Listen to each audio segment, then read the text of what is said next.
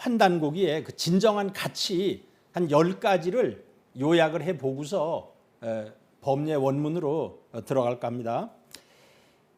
자, 첫 번째, 이 환단고기, 환단이라는 것은 자천광명을 위지 환이요. 이 하늘로부터 내려오는 광명을 환이라 그러고 자지광명을 위지 단이라. 그 하늘의 광명이 비친 밝은 땅을 단이라고 한다. 그래서 이 환단이라는 것은 하늘의 광명과 이 땅의 광명을 얘기하는데요. 이 하늘의 광명과 땅의 광명을 체험하고 살아갔던 사람들의 그 올드 스토리,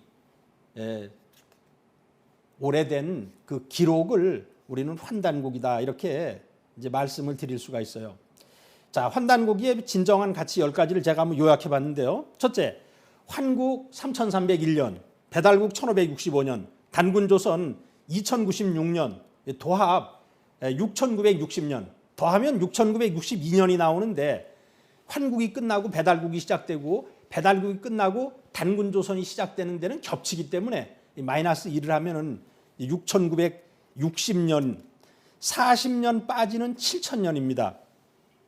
이런 근 7000년의 삼성조의 상고 역사를 기술을 해서 민족의 뿌리 역사를 밝혀주고 있습니다. 대한민국의 어떠한 역사서도 우리의 그 잃어버린 환국, 배달국, 단군조선의 역사를 잃어버린 7000년의 역사를 기록하고 있는 책은 어떤 책도 없습니다. 오직 유일하게 환단고기에서 우리의 그 잃어버린 7000년의 역사를 얘기해주고 있습니다. 둘째는 이 182년의 부여의 역사를 기록을 하고 있어요. 해모수 단군께서 기원전 239년에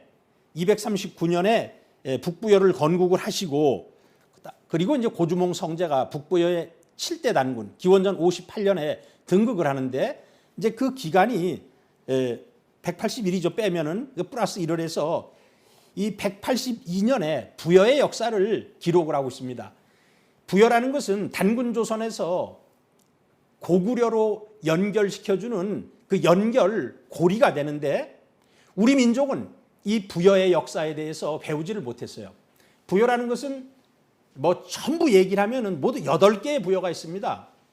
8개의 부여가 있는데 우리 초대 단군 할아버지가 아들이 4이 있었거든요. 맏아들 부루태자 2세 단군이 되죠. 부루, 부소, 부여 4이 있는데 넷째 아들이 부여예요. 그 부여라는 분이 이제 그 장춘 지방에 제후로 봉해지는데 이제 거기서 이제 부여라는 힘이 처음 생겨요.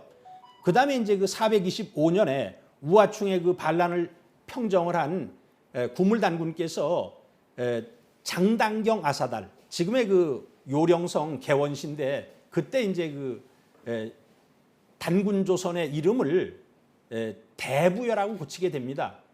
대부여라고 고치게 되고 그다음에 이제 백제의 성왕이 538년에 그 부여로 천도를 하면서 남부여라고 하죠. 뭐 그 3가지를 제외하고 제가 여기 5가지를 기록을 했는데 북부여 이것은 해모수 단군이 건국을 해요. 근데 이제 이게 북부여가 후기 북부여가 또 있어요. 전기 북부여가 기원전 239년에서부터 86년까지고요.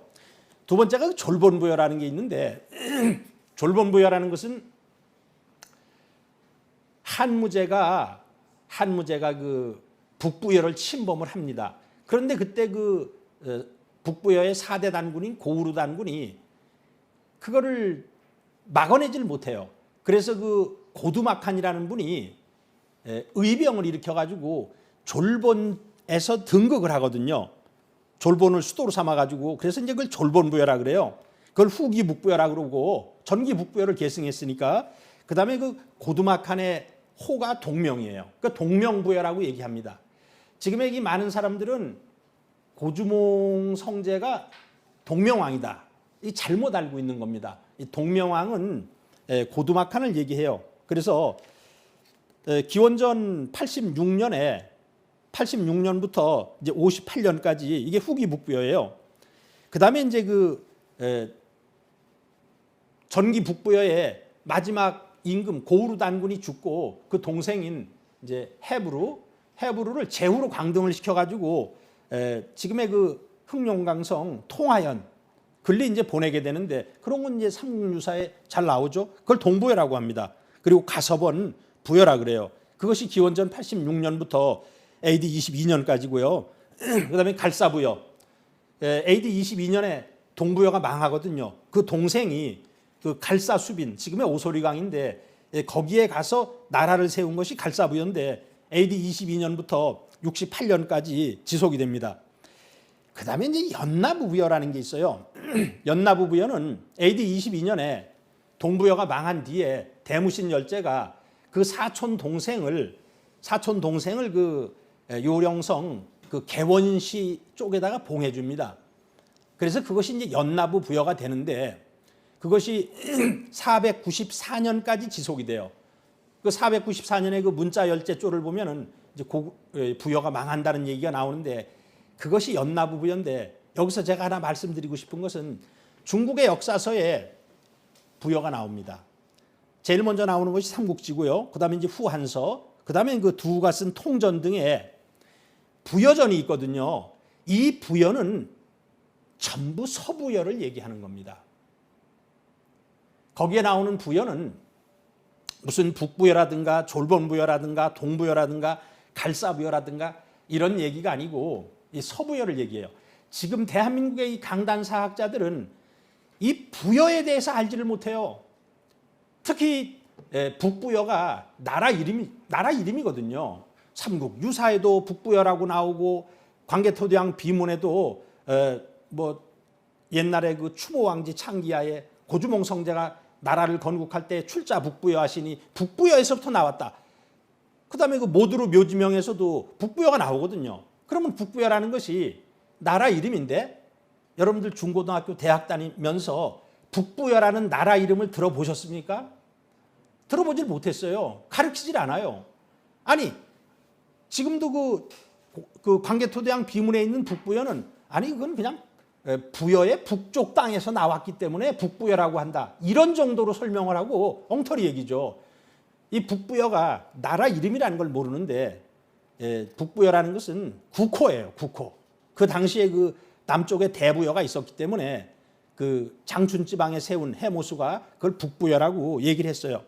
그래서 아주 그 단군 조선에서 고구려로 연결을 시켜주는 이 부여의 역사에 대해서 아주 완벽하게 환단고기에서는 설명이 되어 있습니다. 자, 세 번째는 대진국 본기를 기술을 해가지고 환국, 배달국, 단군조선, 북부여, 고구려, 대진국으로 이어지는 한민족의 이 국통맥을 바로잡고 있어요. 그러니까 고구려 다음에 어디로 연결이 되느냐? 이 대진국으로 우리의 국통이 연결된다는 거예요. 신라로 연결이 되는 것이 아니라 이게 이제 환단국의 중요한 특징 중에 하나인데요. 국통맥을 바로잡고 있어요. 환단국에는 고려국 본기까지 있습니다. 이 대진국을 이어서는 고려로 연결이 됩니다. 자, 네 번째는 홍익인간, 제세이와 광명계천 이러한 그 건국 이념을 밝혀주고 있어요. 우리나라의 그 건국 이념은 뭐 누가 뭐래도 홍익인간인데 이 홍익인간의 이념을 제대로 알고 있는 사람이 없어요. 이 홍익인간이라는 것은 뭐 앞으로도 여러분 나오겠지만 이게 이제 앞에 생략된 세 마디가 있어요. 그걸 연표문이라고 하는데 일신강충하사 성통광명하니 제세이화하야 홍익인간하라. 홍익인간을 제대로 해석을 하기 위해서는 앞에 있는 일신강충 하느님께서 우리의 마음 속에 내려와 계시는데 그 하느님이란 분은 빛의 존재, 광명한 존재거든요. 그래서 우리의 그 본 마음이라는 것은 이 광명과 통해 있으니까 이 인간 세상을 다스림에 있어가지고 모든 사람들의 마음의 그 광명을 열어주어서 홍익인간하라. 인간을 널리 이롭게 하라는 것은 인간을 그냥 잘 먹고 잘 살게 해주라는 뜻이 아니라 인간의 그 마음 속에 어둠을 밝혀가지고 진정한 광명한 인간으로 거듭나게 하라. 이것이 홍익인간의 진정한 이념인데요. 이것이 아주 환단고기에는 자세히 나와 있습니다. 그 다음에 다섯 번째는 천부경 삼일신고 참전개경을 위시하여 이제 서효사, 이게 이제 그 신지비사예요. 6세 단군 달무리지은 그 서효사 연표문이 제가 아까 방금 읽었던 그게 연표문이에요. 일신강충하사 성통광명하니 제세이화하야 홍익인간하라, 이 16글자를 연표문이라는 건데, 연표문이라는 것은 생각 마디마다 잃어버리지를 말아라. 항상 그 생각 머리에 그것을 담아두라, 이런 뜻이에요. 연표문 등을 기술해서 우리 민족의 이 정신 세계를 밝혀주며 신교 문화와 신교의 이 철학을 기술을 하고 있습니다. 6번째는 한사군은 평양에 없었어요. 그런데 지금도 그 한사군 평양서를 중고등학교 교과서에 가르치고 있는데, 환단고기를 보면 그 한무제가 누선 장군 양복을 보내가지고 치는데, 여러분들이 그 사마천 사기에 그 조선전을 보면은 발해를 건넜다고 돼 있어요. 발해를 건넜다면 황해하고 다른 겁니다. 이 평양, 지금의 북한의 평양으로 오려면 황해를 건너야 되는데 발해를 건넜어요. 그렇기 때문에 이것은 그 산동성 봉내에서 지금의 그 하북성 이 창녀현, 이제 거기가 그 위만 왕조가 도읍을 하고 있었던 곳이거든요. 갈석산이 있는. 이제 그런 걸 굉장히 정확히 밝혀주고 있어요. 그리고 이제 이 임나가라가 대마도에 있었다. 지금 이제 일제 식민사학에서는 이 한민족은 북쪽에는 한사군을 두어가지고 한나라의 식민지로서, 남쪽에는 임나일 본부에 의해서 일본의 지배를 받아가지고 그 시작이 됐던 민족이 한민족이다, 이렇게 가르쳤는데, 이 지금까지도 우리나라가 광복이 된 지 근 70년, 80년이 지나고 있는데도 이 한사군 평양설하고 임나일 본부가 한반도의 남쪽을 지배했다는 그러한 그 엉터리 역사에서 벗어나질 못하고 있거든요. 근데 아주 환단고기를 보면은 그 임나라는 것이 대마도다, 이런 것이 분명히 얘기가 돼 있어요. 그리고 일본의 역사가 이 단군조선, 서부여, 고구려, 백제, 신라 가야의 이주민들에 의해서 이 개척되었다는 것을 굉장히 자세하게 밝혀주고 있어요. 단군조선 때 일본을 정벌했던 기록이 2번 나오고, 그 다음에 서부여의 의라왕이 286년에 일본에 상륙을 해가지고 일본을 정벌하고서 야마토 외를 건설한 그러한 기록과, 그 다음에 그 고구려의 건국공신인 협보가 일본에 가서 그 다파라국을 세우고, 또 가야 사람들이 가서 구야한국을 세우고, 이런 기록들이 굉장히 자세하게 되어 있습니다. 자, 7번째 보면은 우리 배달국 단군조선 때 중국의 문물을 전해줬어요. 배달국 때는 태호복지 씨라든가 염제 신농 씨라든가 이런 분들이 전부 동이족이거든요. 그분들이 중국에 가서 문명을 전수했고, 그리고 단군조선 때는 홍범 구주를 지은 주인공이 우리 초대 단군 할아버지예요. 단군 할아버지께서 그 홍범 구주를 중국에 전수해주고, 그 당시에 우리 단군조선의 문명이 굉장히 선진화되어 있었거든요. 그래서 중국에 문물을 전해주었고, 그리고 중국의 역사라는 것이 우리 민족이 이주하여 역사를 개척을 했다는 것을 알려주고 있습니다.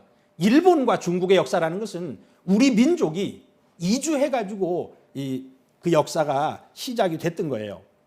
자, 8번째 보면은 원시 한글을 비롯해가지고 3세 단군 가륵조를 보면은 가림토 문자가 나오거든요.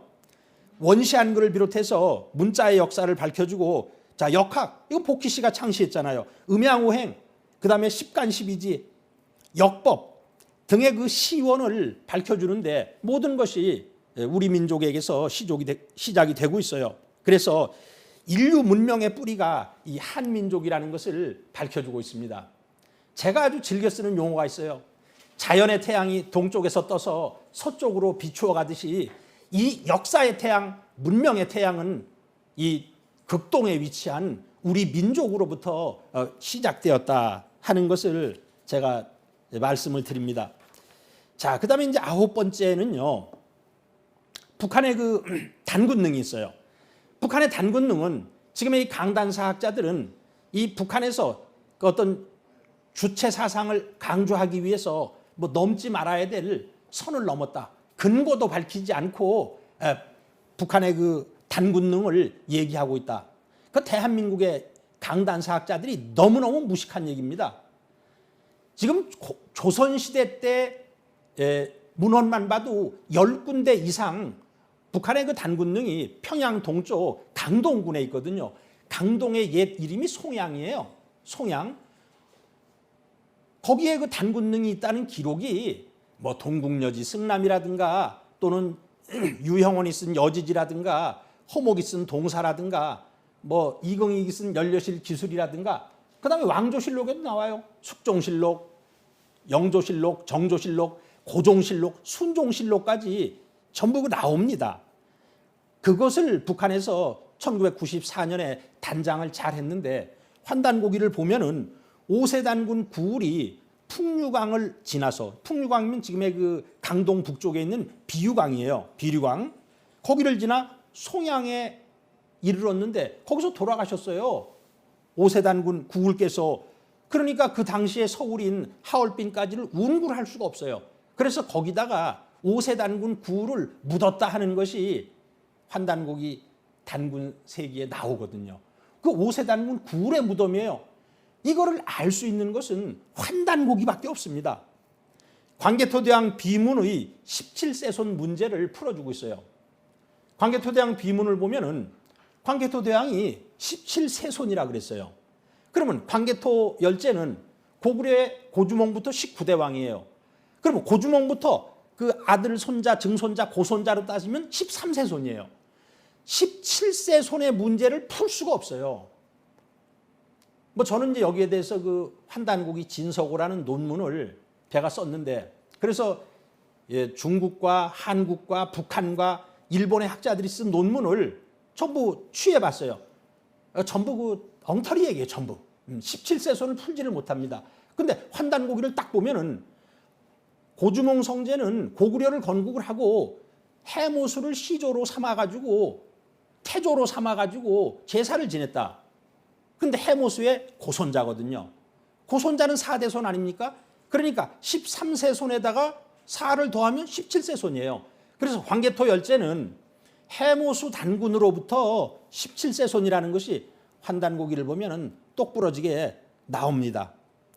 그 다음에 그 일본 열도를 정벌해요. AD 400년에. 그래가지고 일본을 초토화를 시킵니다. 대마도를 거쳐서 구주에 상륙해서 그 세토나이카이를 통해 가지고 배를 타고 가서 오사카 앞에 있는 담노도에 상륙을 해서 좌구는 그 효고현 그쪽으로 가고 우구는 동경까지 갑니다. 광개토대왕께서 열제께서 일본에 상륙을 해가지고 이게 광개토대왕 비문에 있어요. 일본 놈들이 쪼아내기 전에 탁본을 뜬 게 있어요. 1898년에 운초 개연수 선생이 그걸 무술등본이라고 얘기를 하는데요. 그런 문제도 있고요. 1915년에 충청북도 중원군 노은면 금학동이라는 게 돼서 금동불상이 하나가 출토가 됩니다. 그런데 그 금동불상의 광배에 뭐라고 돼 있느냐 하면은 건흥 5년 세제병진. 건흥 5년 세제병진. 그러니까 건흥이라는 건 당연히 연호겠죠. 건흥 5년. 그다음에 그 건흥 5년이 병진년이라는 거예요. 이 석가모니 불상을 만들었는데 원컨대 태어나는 때마다 부처님을 만나가지고 이 불법을 듣기를 원하옵니다. 이런 이제 글이 있어요. 대한민국에서 고고학 제1인자 김원용 박사, 이 사람은 이제 병진년이 536년이니까 536년 신라에서 만들어진 거다. 지금 대한민국에 살아있는 이 불상 연구의 1인자는 동국대학교의 문명대 교수 아닙니까? 문명대 교수 596년, 병진년이에요. 596년에 신라에서 만들어진 것이다. 그런데 환단고기를 보면은 AD 412년에 광개토 열제가 돌아가십니다. 그러면은 20대 장수 열제가 412년에 등극을 하잖아요. 환단고기를 보면은 장수열제는 등극을 하면서 연호를 건흥으로 고쳤다. 이런 얘기가 나와요. 그러니까 건흥이라는 것은 장수열제 연호예요. 연호. 412년에 등극을 했어요.